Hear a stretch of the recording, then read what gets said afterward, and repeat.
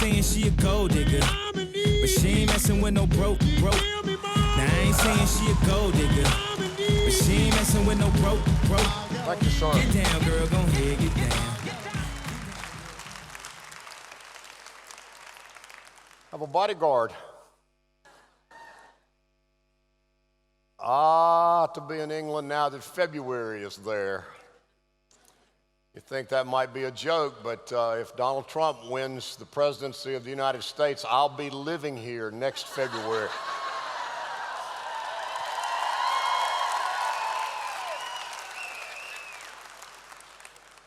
Don't get me started, because we could be here all day and tomorrow and the next day and on in, I guarantee you.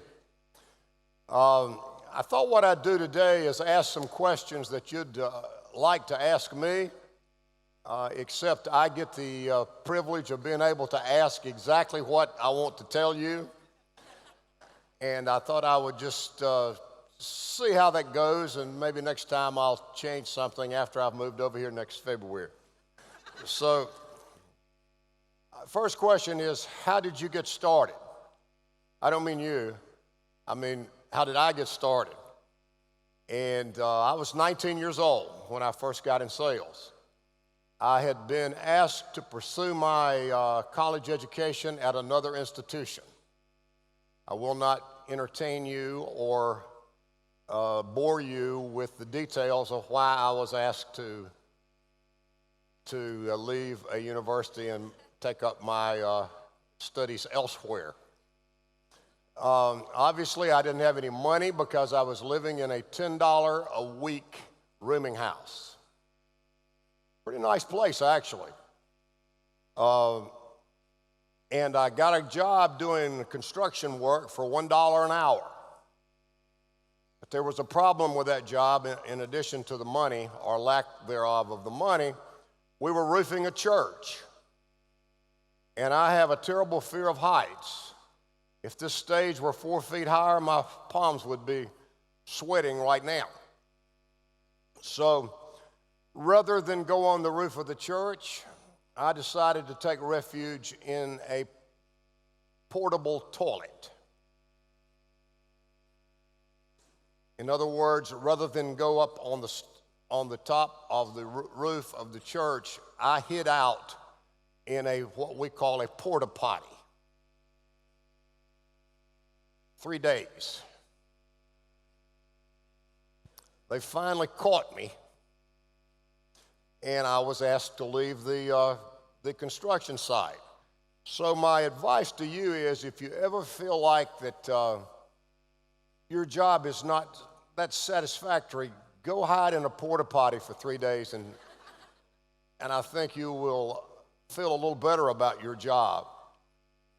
And so I was out of work, but a friend of mine came by driving a new car.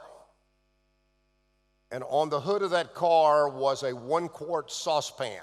He had taken his hood ornament off of the car and put a 1-quart saucepan on it to advertise the fact he was selling cookware. Well, I joined him. I did not take the hood ornament off. I'm not very mechanically inclined, so I left my hood ornament on, and I've been in sales ever since. But that's how I got started, hiding in a porta potty, joining a guy that had a 1-quart saucepan on his hood. Now, I think the opportunity that you're about to get involved in more as a result of this convention is a little farther along than I was at age 19 myself. How did Juice Plus get started? That's the second question. And that question was, it was in the days of a real fad that was sweeping over the states, and it was called juicing. And there was a guy that they call the Juice Man, and he did an infomercial on television, and it was on every single night. I was out in Seattle one Sunday morning, and I was flipping the channel, and the Juice Man was on, showing how you can juice fruits and vegetables and drink them.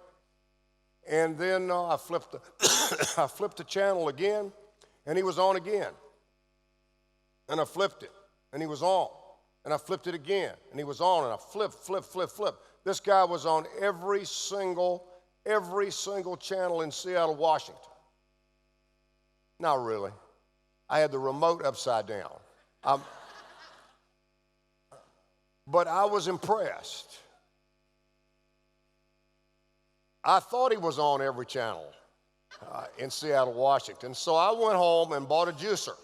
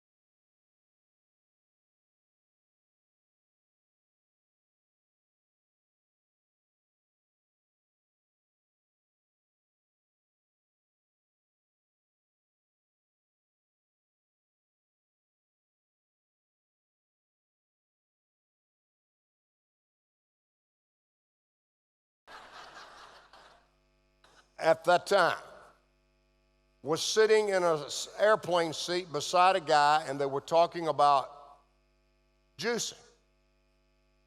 And this guy had an idea that you could dry fruits and vegetables at low temperature over a long period of time.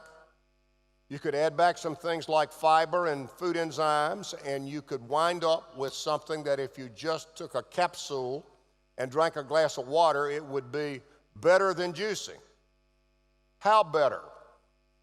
Obviously more convenient. I could certainly attest to that. Obviously less expensive. I could attest to that. And more nutritious. I could not attest to that because I didn't know. But one of the things that they came to our office and started talking to us, and one of the guys that said, well, one reason it's more nutritious is they'll do it, and they won't juice. Well, I kind of bought that one. You know, I wasn't going to juice. I might take capsules. But they convinced us not only through telling us about it and showing us the process, but actually we did tests on the product Juice Plus against juicing from the same fruits and vegetables and found out it was not only more convenient, less expensive, but it was also more nutritious. And then you've got the variety and the convenience and everything involved. So we kicked it off in 1993. It was a very low-key introduction. We were opening Mexico, and it was top billing over Juice Plus. You know, I had said this is not going to work when I first saw it.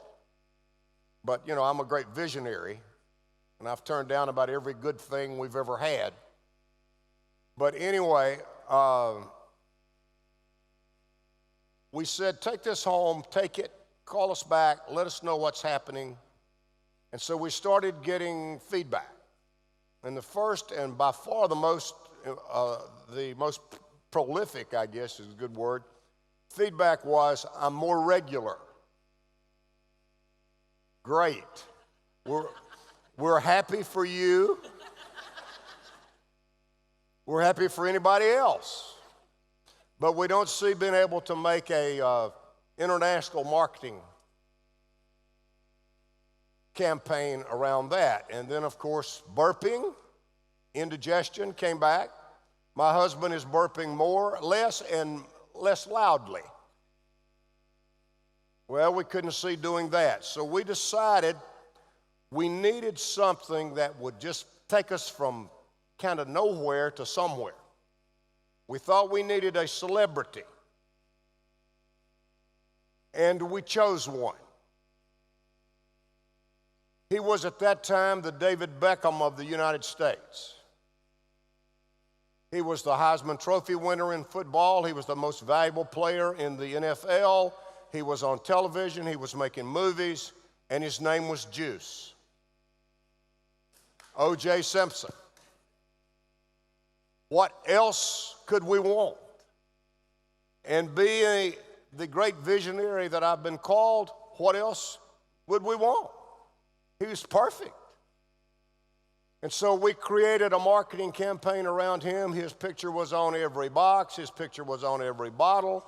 We had videotapes by the train car load. I mean, this was it. He was going to do a keynote speech at our big convention with about 5,000 people. And 2 weeks before,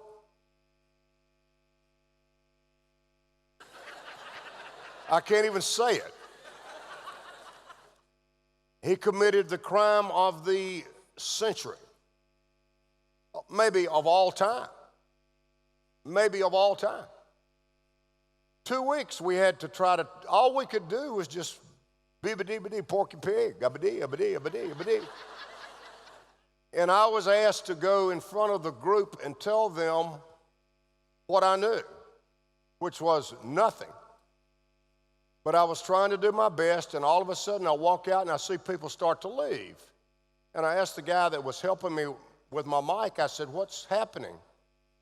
He said, they're going to the lobby. And I said, why are they going to the lobby? And he said, because OJ's on television. Okay? He's being hauled off to jail. Not good. He's wearing our shirt.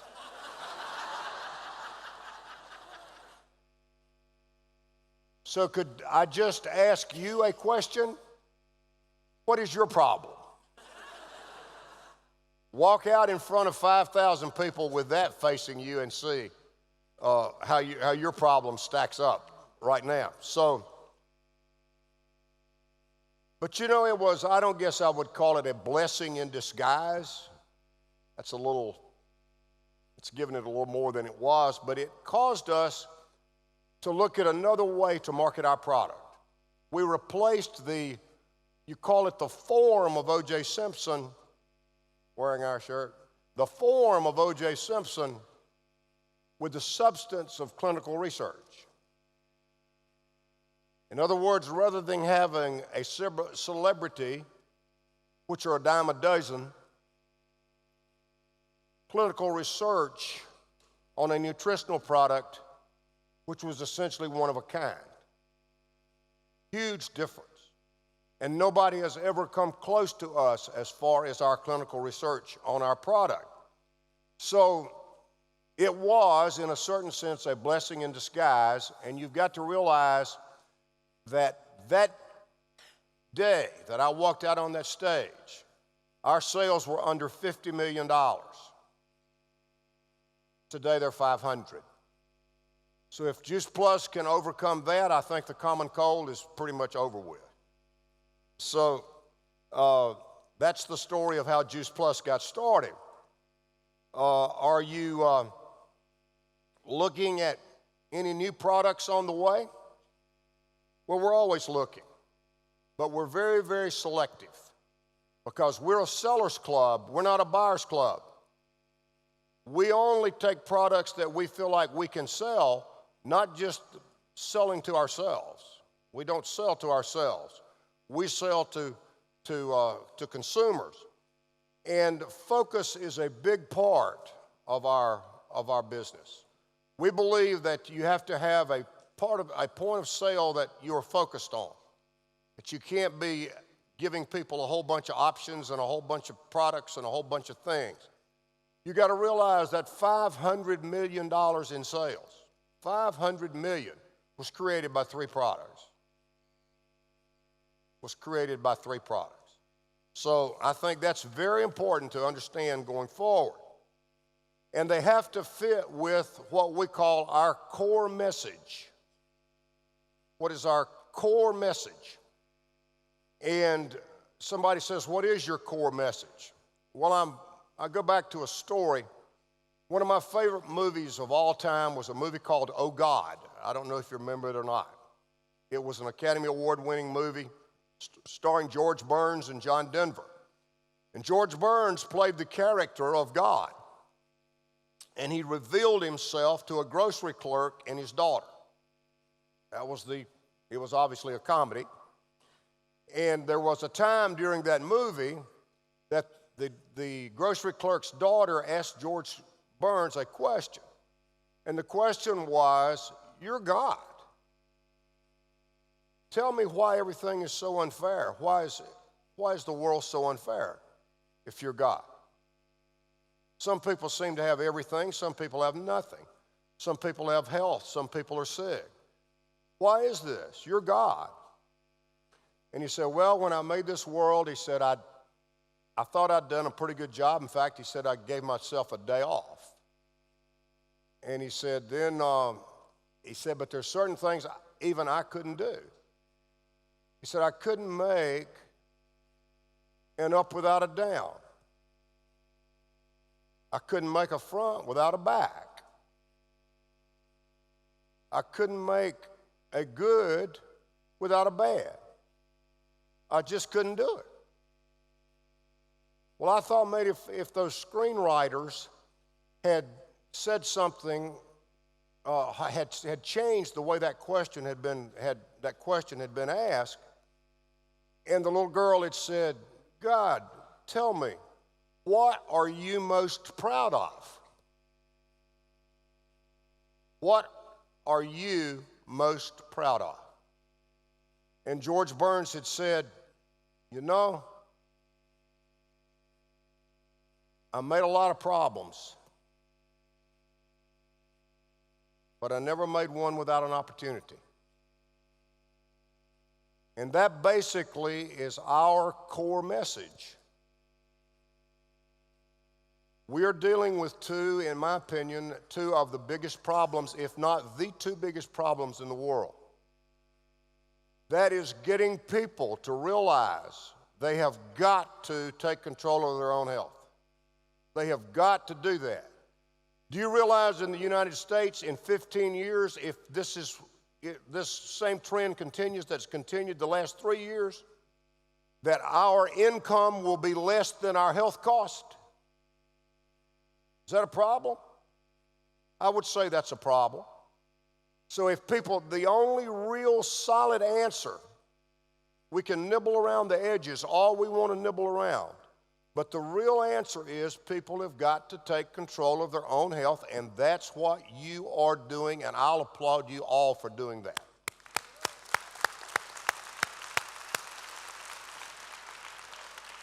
And the second one is getting people to take control of their own financial security. Let me give you another stat from the United States. The Walmart family, the Walton family that owns Walmart, their net worth is more than the bottom 142 million people in the United States.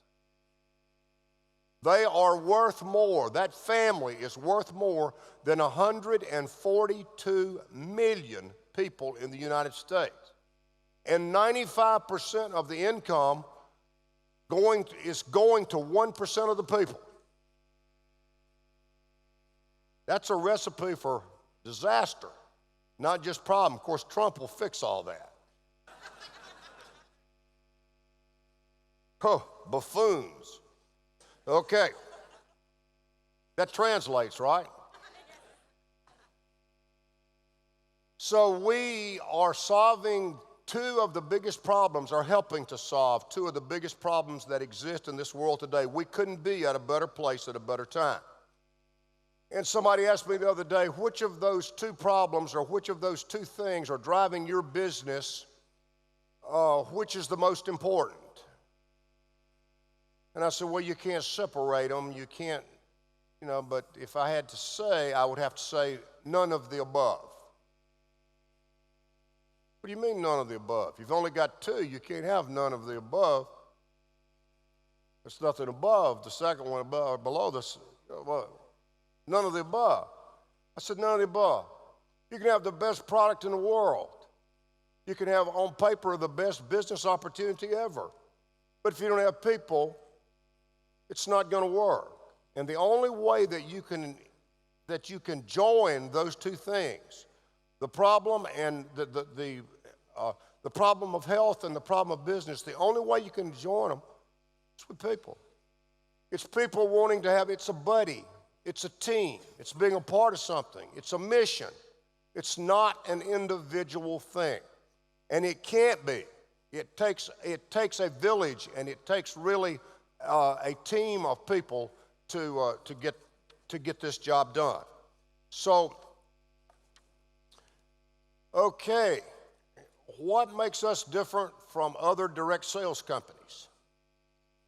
Well, you got to realize that direct sales companies, there are really two divisions of direct sales companies. There are the old direct sales companies like Avon or Mary Kay or some Volwork or some of those people here in Europe, and then you have the more MLM or network marketing companies like an Herbalife or an Amway or somebody of that nature. You have two different ones.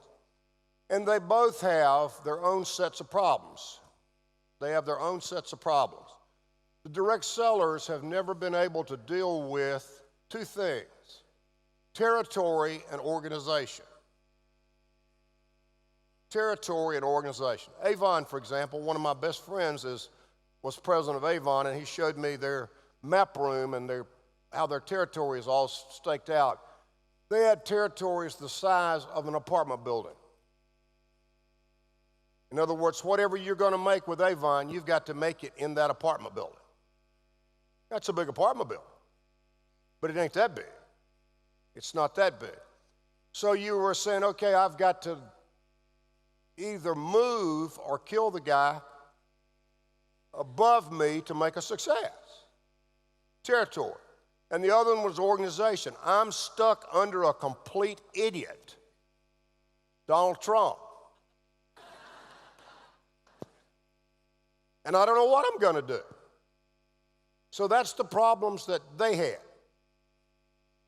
We don't have those two problems. We got some idiots, don't get me wrong. But you're not just stuck under one. You could be stuck under two, but at some point, somebody knows what they're doing. I can tell you, I can promise you that. And the other one was MLM companies. They had two problems as well: not being able to separate their product from their opportunity.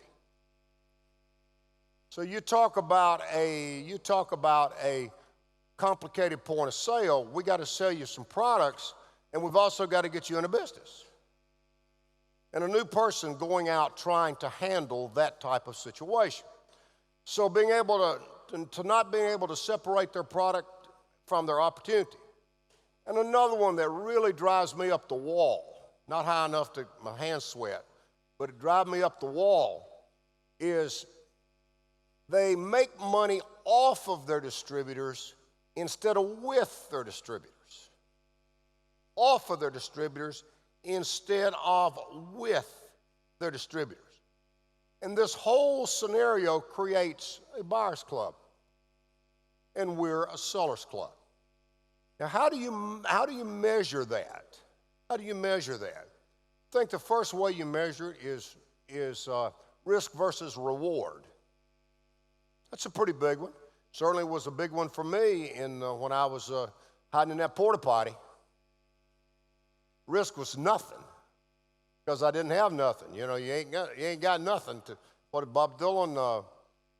Nothing to lose when you ain't got nothing. But risk versus reward. Okay, let's look at. We see the reward here amongst us. We see it on this stage. What was the risk? The company manufactures the product, provides unprecedented research, warehouses the product, ships the product, builds the customer, collects from the customer, pays you, and accounts to you for having done it, and has the stability of having been in business for 50 years. Wow.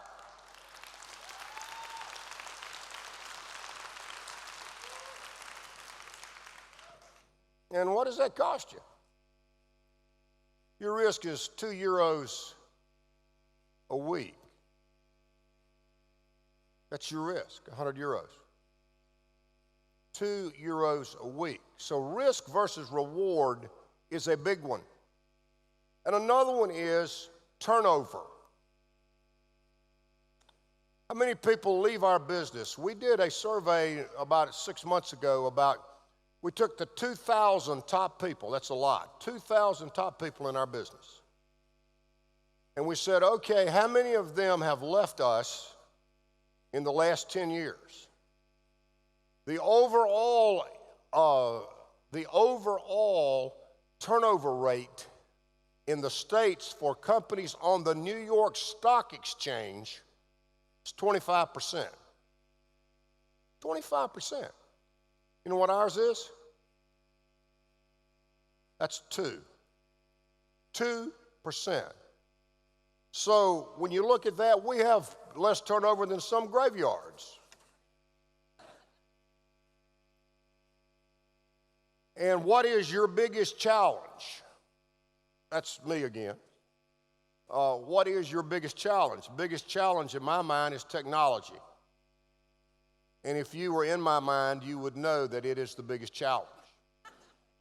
My car is 7 years old, and I don't think I will ever trade it because I will wreck getting out of the parking lot trying to deal with the dashboard. I'm not kidding you. I cannot figure it all out. I cannot do it. So we have this incredible potential of technology. I call it Facebook. And then we have this face look, which is really what drives us and why you're here today. Seeing the people that you see in here today and the type of people they are and being around them and visiting with them, you can't find that on Facebook. You can't find that on Facebook. Now, I'm for Facebook, but I'm also for Face Look. So it is very important that we as a company find the common ground and do the things it takes to get them done. And we've made enormous progress, believe me. I couldn't even log on 2 years ago. We've made enormous progress. But that is our single biggest challenge, is being able to take advantage of the incredible opportunities presented by technology and don't lose the common touch. Do not lose the common touch. And last and not least, final thoughts, because it is a team effort. I told the group last night at Gordon Wilkie's dinner, loving what you're doing is one thing. Loving who you're doing it with is much bigger than that. That's why my wife and I are still trying for our 5th child. So,